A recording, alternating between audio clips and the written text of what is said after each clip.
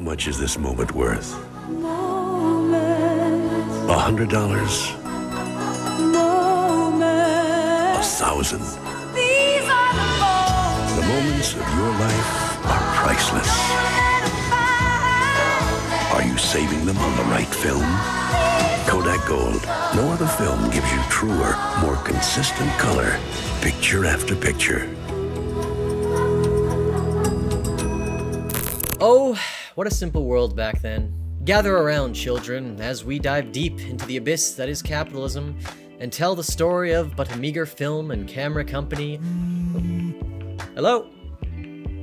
Oh, what's that? It's a blockchain company now. Oh, and they're producing Bitcoin mining rigs? In the year 2017. Cryptocurrency snapshot. Kodak announcing a blockchain initiative and the creation of a cryptocurrency Kodak coin. Kodak stock nearly doubled following their crypto reveal. Oh, man, you're saying that it didn't pan out? Really thought they were onto something there. A few moments later. Hello? Oh, Kodak's back in the news again. I wonder what they could be working on this time. Photography company Eastman Kodak shocking the business world yesterday with news that it's moving into the pharmaceutical ingredient production business with the help of a $765 million U.S. government loan. Join us now for more on this deal. James Continenza, Executive Chairman of Eastman Kodak. It is good to see you and welcome. Thank you for having me this morning. You know, when the pandemic started, Kodak wanted to see what we could do to participate. We were making hand sanitizers, face shields, PCB boards for ventilators. We realized we could do more. The government realized they could do more. They kind of reached out and we found a path that makes a lot of sense for the American public to help bring the pharmaceutical protections back to America. Everyone's always complaining about socialism coming to America. Well, guess what, baby? It's already here. All you have to do is go bankrupt a couple times, say to the government that you're an essential business during a pandemic, and whammo, the next day you'll have a $765 million check with your name on it from Uncle Sam. But cynicism aside, the Kodak story did not happen in a vacuum. They've actually been waiting their whole lives for this Kodak moment. This baby is going to have a very momentous year. Today, we're going to dive into how this little camera company went and made one of the most prolific pivots in the year 2020, going from a film and camera manufacturer to a pharmaceutical manufacturer of hydroxychloroquine ingredients. Now, it's not unusual for a company to shift gears, change direction once in a while. Sometimes you just gotta go with the flow. Nintendo used to make playing cards and instant rice, and now they make go-karts and electric mice. YouTube used to want to be a dating website in the early days. In fact, its founders used to go on a Craigslist and offer women $20 per video that was uploaded onto their platform. Now, I go on YouTube and I post stuff like this for free, and all I ask is a subscription in return. So, you've come a long ways, YouTube. Good job. Alright, let's rewind the clocks a little bit. Before COVID-19, before YouTube, before even the Spanish flu, back to the year 1882.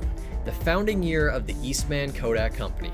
In 1888, a businessman by the name of George Eastman registered and founded the company Kodak.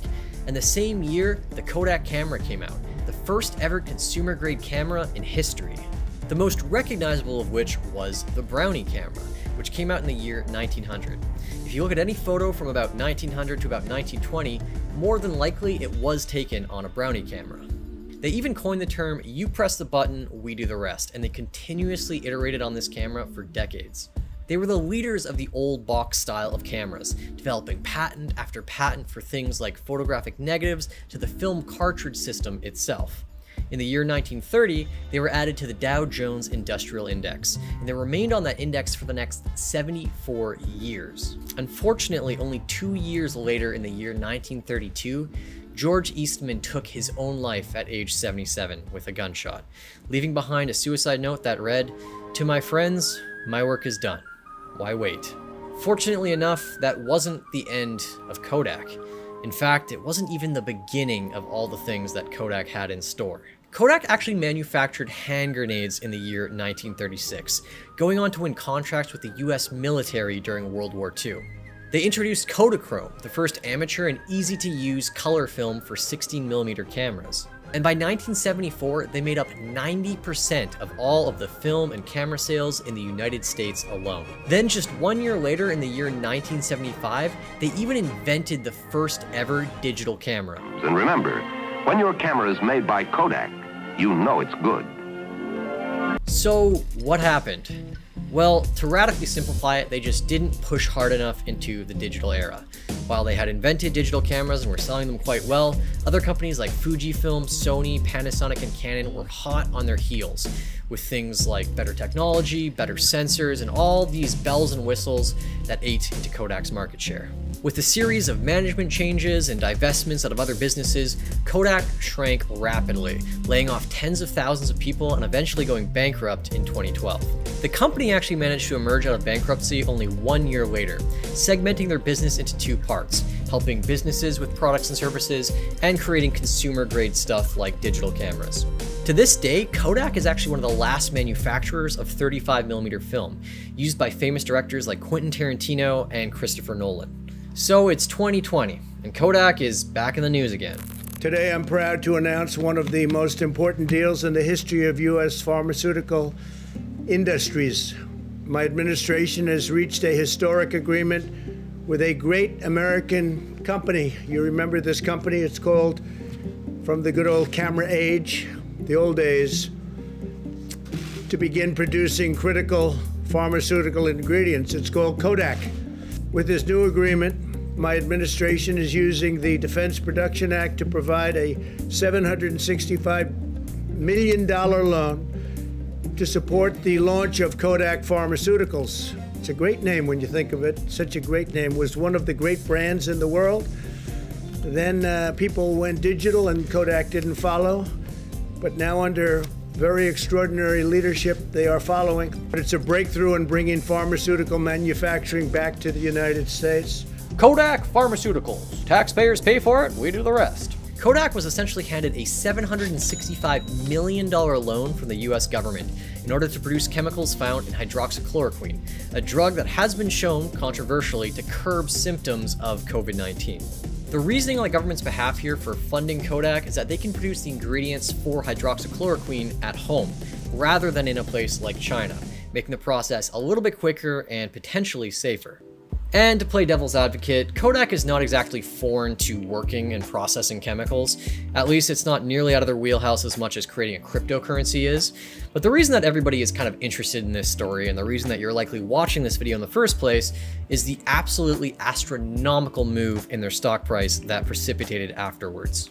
A day before the announcement, Kodak stock traded at around $2.62 a share, and 2 days later it hit a record $60, all before dropping 70% down to around $14 within the next 2 days.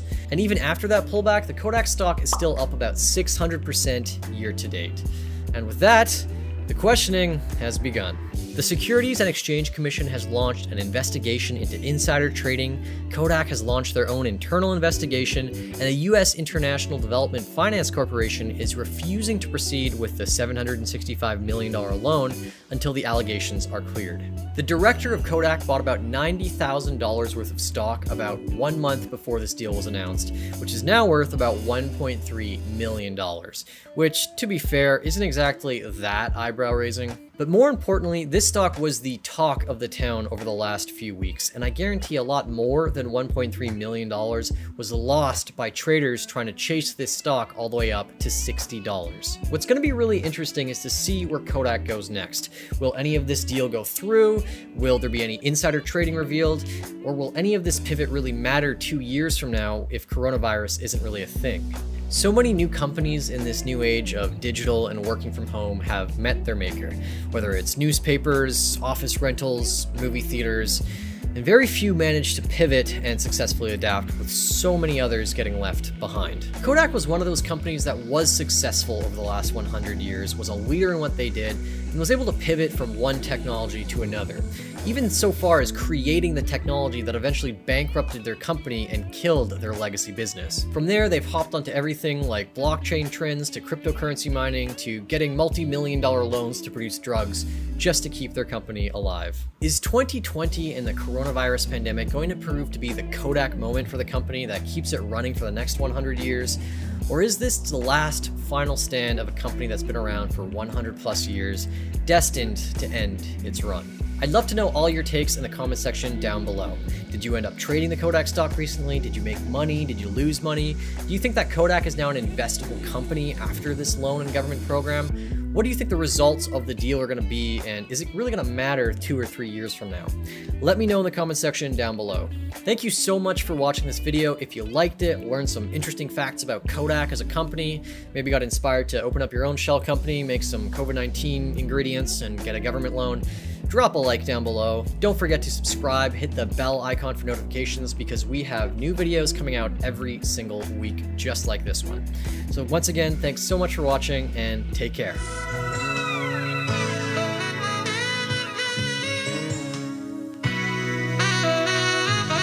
We're all moving to a different rhythm. Our hearts are beating to a different drum. That's what keeps the whole world spinning.